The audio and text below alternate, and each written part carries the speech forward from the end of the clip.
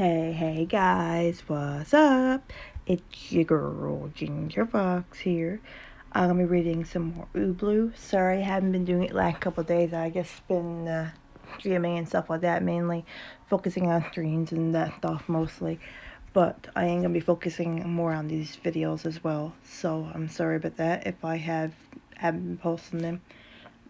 Some days I'm just really tired too from work and stuff like that, so I don't always get the chance to do it.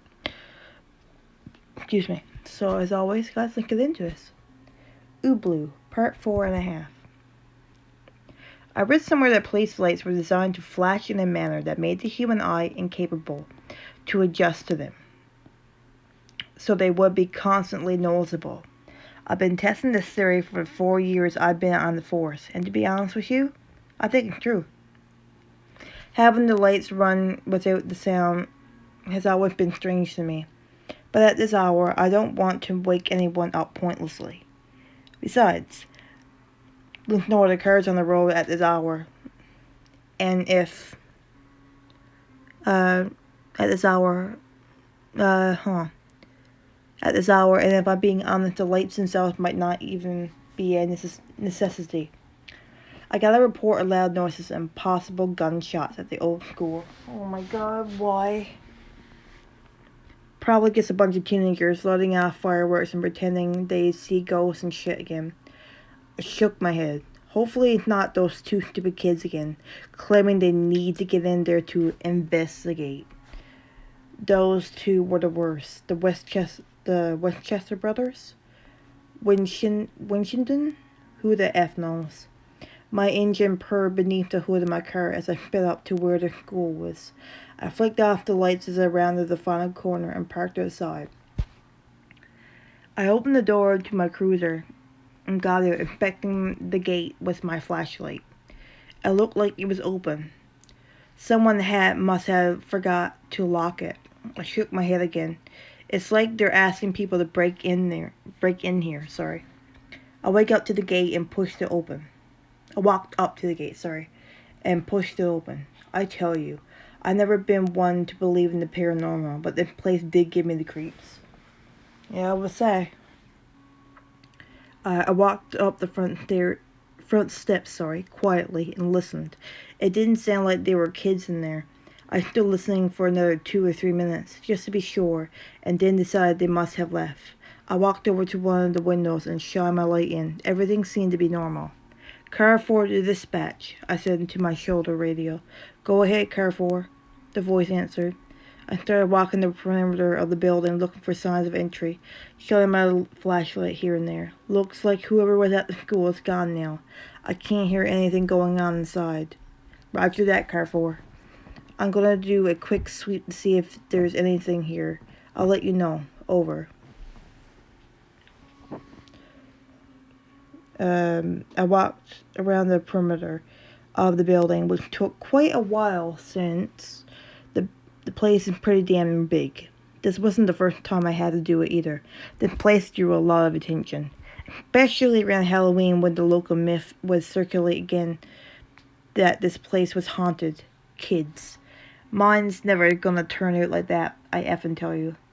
I had started walking around the school clockwise from the front door. I was just about to call it when I saw something through the window. Something just looked odd. Like I said, I'd done this many times before, so I knew it was out of place. I walked up to the window and shined my light in. What I saw puzzled me. One of the door frames was all busted in and broken. It looked like someone had taken a sledgehammer to the sides of it.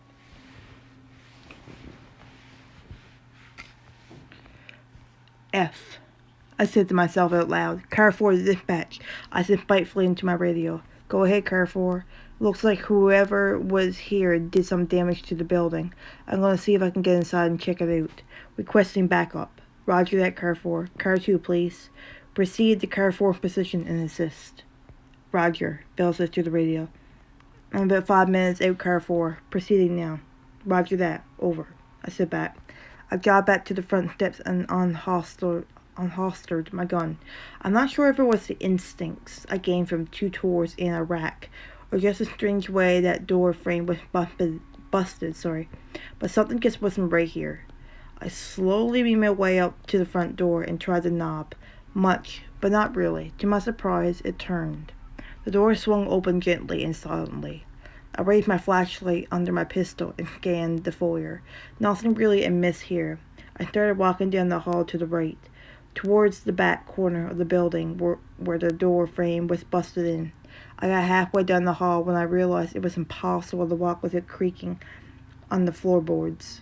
I got anxious and sped my pace up a little. The door frame was busted in pretty bad. It looked like whoever did it was in the room and busting it in towards the hallway. I moved into the room and didn't have to look long before I saw a hole in the floor. It looked like 4 or 5 boards had been ripped up, right up, and not gracefully at that.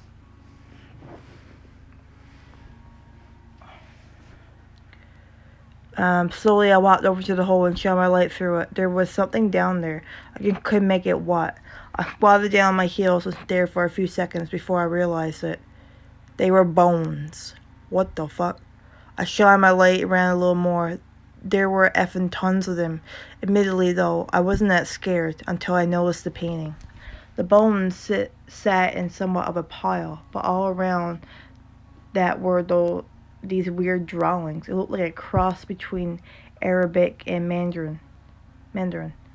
I got the chills and then pressed the button to talk into my radio.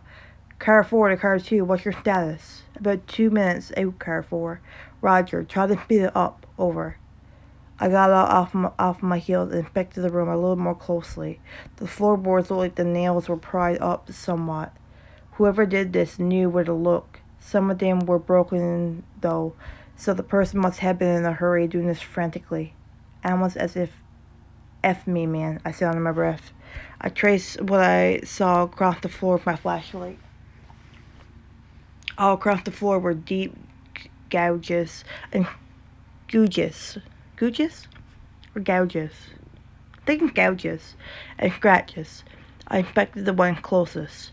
It looked like whatever it was on 2 feet, but only left 2 scratches, was each dried. Chills ran down my spine. This definitely doesn't feel right. Something is not right here. I got up and followed the scratch marks out the door and down the hall. They took a right turn where it looked like something had smashed into the corner. They led down the hall and into a room on the left. I slowed my approach as I noticed that this door frame had been busted in as well, but this time it was busted from the hallway into the room.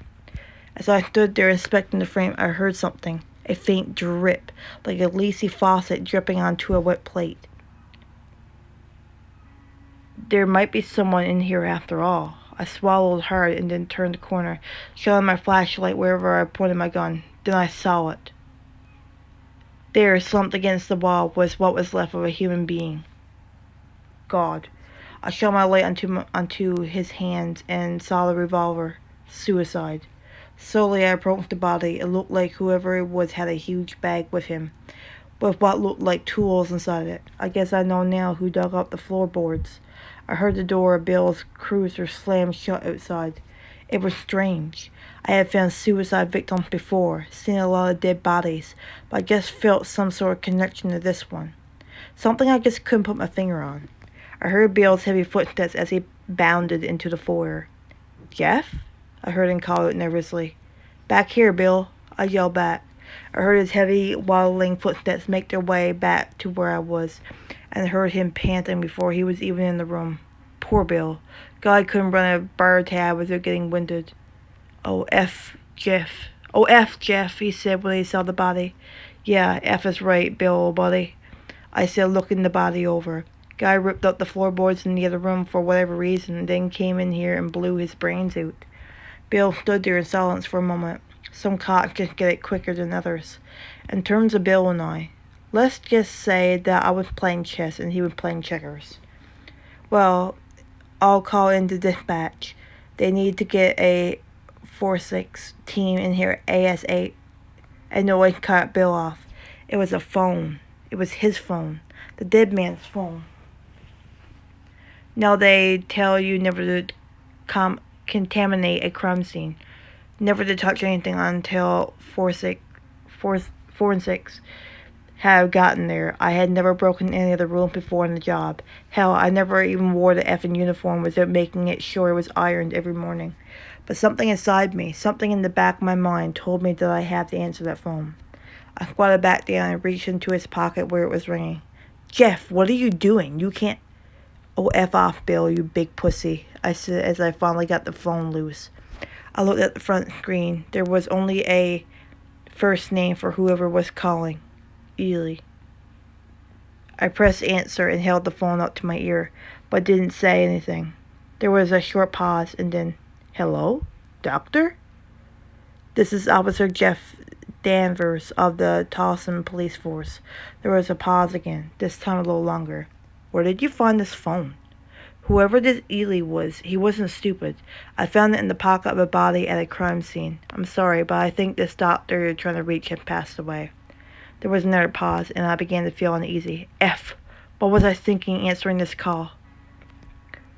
I'm sorry, sir, I said again. Were you the one who found him? He asked. I was slightly taken aback by the question. Found him? I responded. Yes. Were you the one who first found the body? He asked again, sounding a little more worried this time. Yes, sir, I found the body only about 5 minutes ago. What I heard next, though I didn't know it then, would change my life forever. Sweet Jesus, you poor boy, is all I heard the man say before the line cut out. Hey, yo, what the fuck?